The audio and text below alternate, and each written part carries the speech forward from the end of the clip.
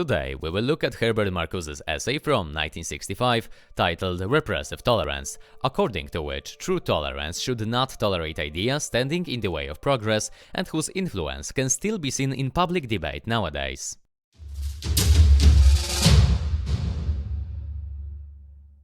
The philosopher and representative of the Frankfurt School of Critical Theory, Herbert Marcuse, perceived Western capitalistic liberalism as a stultifying system of oppression which discouraged people from revolution by giving them comfortable lives and allowing minorities to speak. He describes that in Western societies, the traditionally understood tolerance that allows any views and behaviors not to invade others' rights and freedoms is, in fact, used to preserve the existing system and power structures.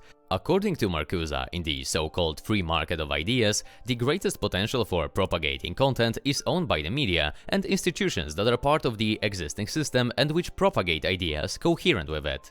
And this, in the author's opinion, does not allow an effective fight against the existing liberal capitalist system, which ultimately limits freedom.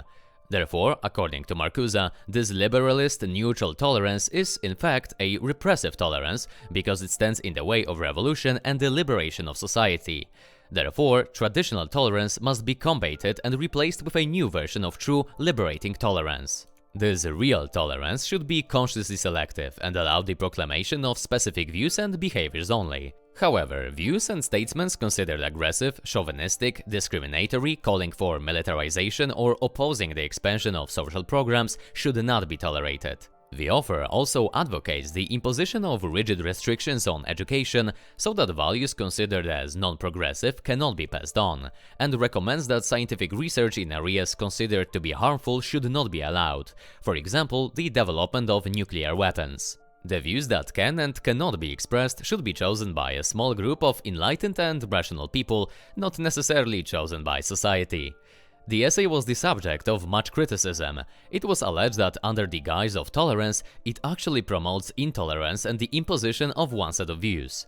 Nevertheless, it remains one of Marcuse's most popular works, and its influence can still be seen in public debate nowadays. We appreciate you guys spending time with us here, so please go ahead and watch our other videos. Oh, and ring that notification bell so you're the first one to get the new ones.